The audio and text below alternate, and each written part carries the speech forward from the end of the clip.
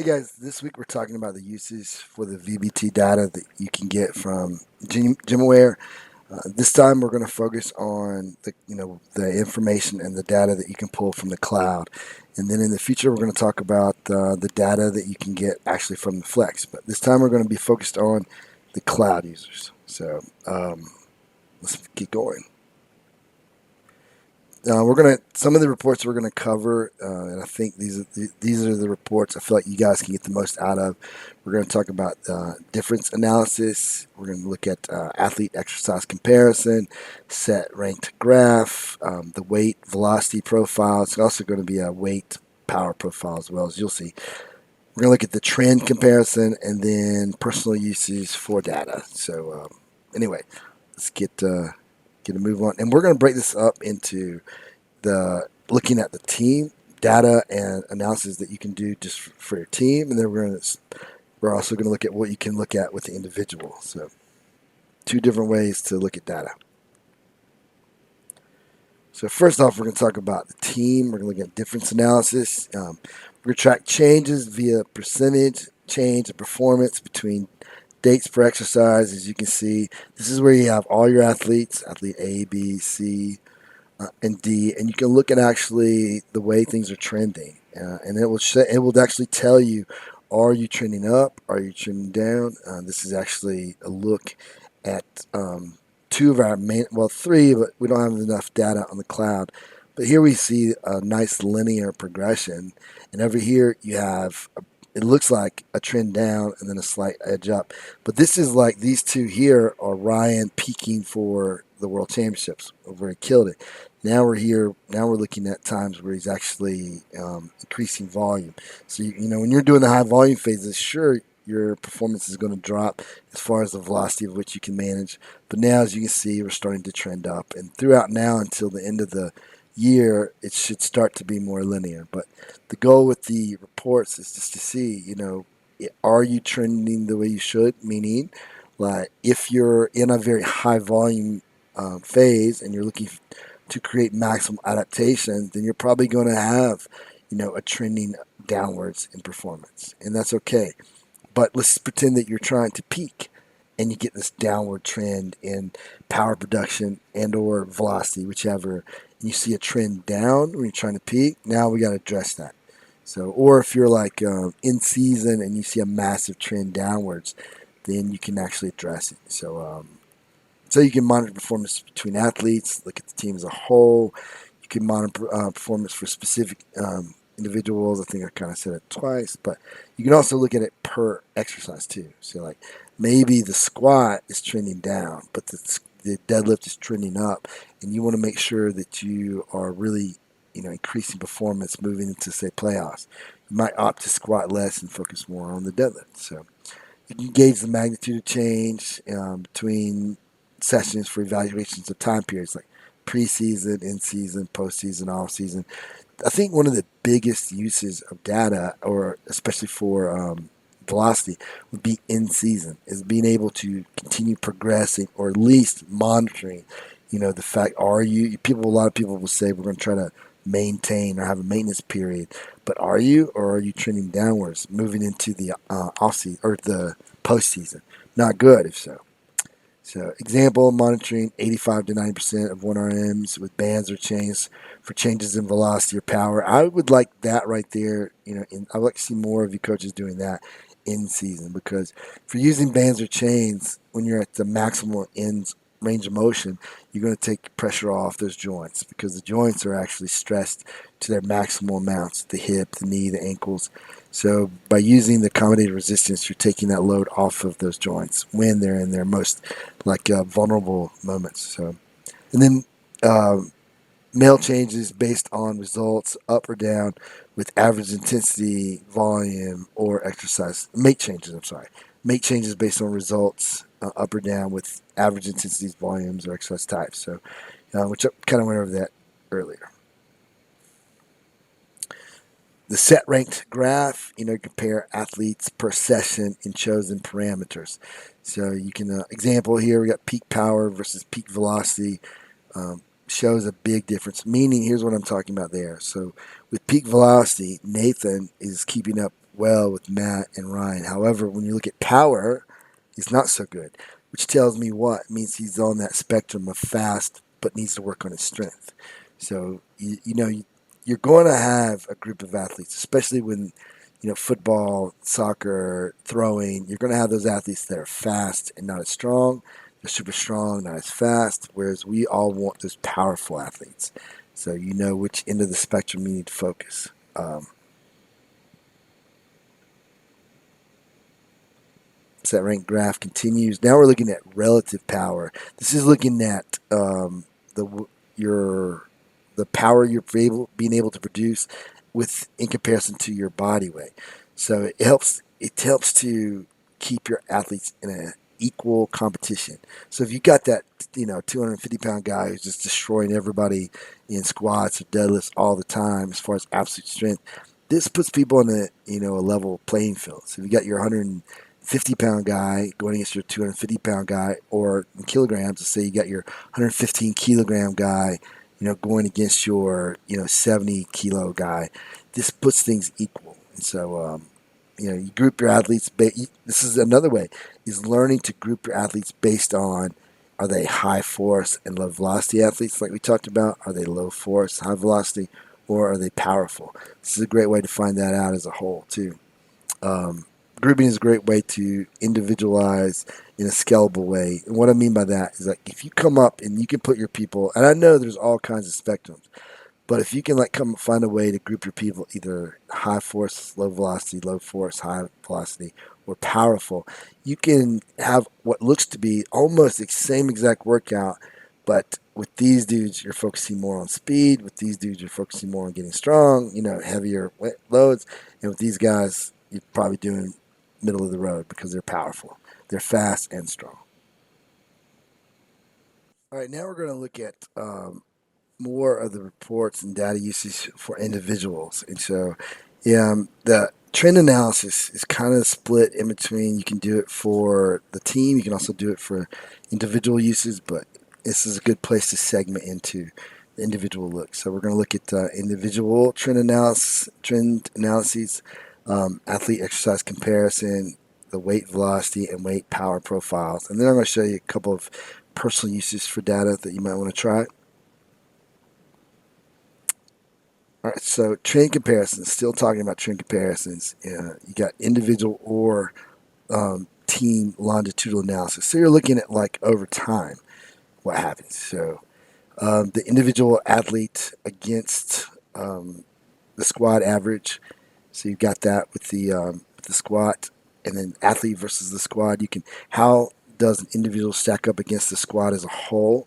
This individual is trending well along with the team. You can see that everybody is trending well in this analysis. The athlete is the orange color, and then the squad is blue. You'll see, I think they peaked somewhere right around here. So you had a dip for some reason right here. So not quite sure why that athlete dropped down. But even if you just look at there, they both trended up. So it's always good. It appears that they peaked right here for the individual, and maybe right there or here for the team. But everything is flowing regardless of where you look in a nice linear way. And then the exercise comparison for each athlete. So now you're looking at, like, this is an individual report now. And so you have the different movements. So you back squat, you've got the bench press, all the different exercises. So now you can look and see, like, what movements are good for certain parameters. So, like, if you want power production, or if you want to look at the difference in upper body and lower body. So what produces the most work? So, work is going to be force times distance. So you can look at, like, all the different parameters and what you're after. But, with work, you're trying to get the athlete in shape. With power, you're trying to get them powerful. But you see what movements are doing the most of whatever you're after.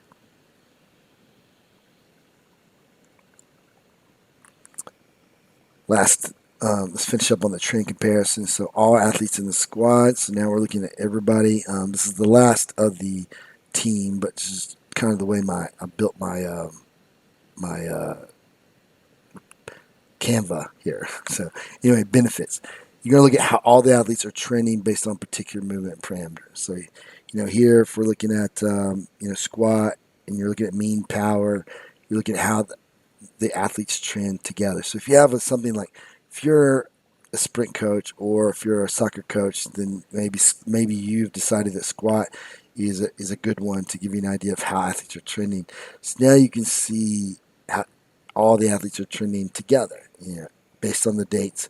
So it's a great way to look at like in season or, choose the movement that relates to most of the sport. You can access the trends of the different individuals. Like maybe your athlete is getting worked too hard, so the individual is dipping down, as you can see right here. So this helps to make decisions on playing time, practice intensity and duration, and strength and conditioning sessions. Because if you have this athlete here who's trending down, and you say, now we're going to go put him in a strength and conditioning and like really crush him, it's probably going to trend down even more, but yet you need him for the game. So it's not a good decision.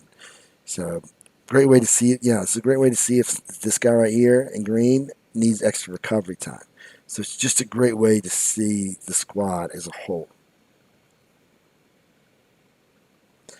Now we're going to look at athlete exercise comparisons. So we're going to compare the performance of multiple exercises in regards to coaches' choice of 4 parameters. So, here we have mean power, we have weight per kilogram. So that looks on body weight. Take that in consideration. Then here we're talking about peak velocity, and here's peak force. So whatever, just showing you you can choose from a variety of different parameters. So which exercise produces the most and least power or velocity, for example, or which movement produces the most overall work, which is force times displacement. Kind of already went over that. So look at upper body versus lower body exercises. Example, Ryan produced the most power with banded front squats, even more so than the power clean. And so that was a little bit of a shift in our thinking, because we think power is always going to be the clean, but when you add bands and you accelerate that, the eccentric motion, well, obviously more power sometimes can be produced with even the squat. Something to think about. I'm not trying to start any debates amongst you coaches. Now we're going to look at weight velocity profiles. So velocity zones are, Brian Mann, we've talked about these already, so I don't want to go into great detail. So he's divided up into absolute strength, accelerated strength, and I'm going to go over these individually because absolute strength is maximal. It means that, when you're trying to max out what your 1RM. Accelerated strength is you can look at it as pushing a heavy load as fast as possible, which he's got it somewhere between like 65 and 80% is that number. You got speed strength, which is a moderately heavy load as fast as possible. So you got that between 45 and 65. Then speed strength is a lighter load at a very fast velocity. A lot of weightlifting, Olympic weightlifting happens at that speed strength range. So it's somewhere between like 30 and 45. And then you've got the starting strength, which is rapidly overcoming inertia from a dead stop. So look at rate of force development. How quickly can you turn on your motor, or how quickly can you recruit those motor units to fire? So that's at 0 to like 25 maybe. And I've this chart here, I've broken it down based on our athletes. So you can look at what percentage should that trend with the actual loads. What velocities. So 60%, 0.83. 62.5, 0.77. That is done with Olympic weightlifters, so that may or may not trend with your athletes. Weight velocity profile continued. So weight velocity profile, it's the relationship between load, velocity, and power. Really cool to see that. Shows how particular loads affect the different qualities of athleticism. Power expression doesn't always equal an increased ability to produce power. So if you're always doing things that show and express the most power, doesn't mean you're necessarily building the ability, because if you're a high velocity person, you need to spend some quality time going heavy, because until you develop that force side of things, you're not going to get more powerful. So spend quality time at each end of the spectrum, and you do it based on the individual. The weight power profile relationship is normally a curved line, with max power being expressed as at moderate to lighter loads. So you're normally going to get you're going to peak around 60% normally, and then it flows down the heavier you go. And this is just an example of that very thing. I recommend spending quality time each end. I've already said that. Amount of time will be determined by the individual as far as should you be on the force side of things, should you be on the velocity side of things. All right, personal uses for data. This is just some things I'm going to throw in there. Effect size, it's just one of the ways you can use it, but it's a look at like the prior 7 days. It's a look at any day as it relates to the prior 7. So the formula is simply in regards to volume is like you look at the volume of any certain day, and then you minus the mean divided by the average of the 7 days prior, and then you divide that by the standard deviation of the prior 7 days. So that's the formula. You can see it up there. This is kind of the way I track it.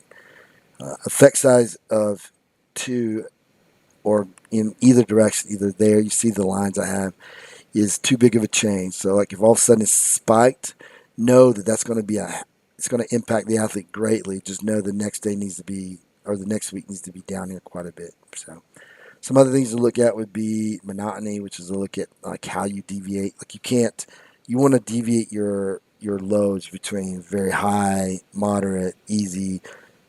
Studies have shown that has a greater effect as far as adaptation and a less risk of injury. The strain is simply the monotony times the volume. That's what the real impact of the session is going to be, or the week. And then GymAware does the basics for you, like total volume, intensity, and reps. So then you can do whatever you want with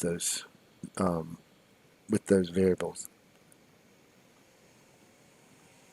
So be a coach of action. Embrace the data movement because your potential employers already have.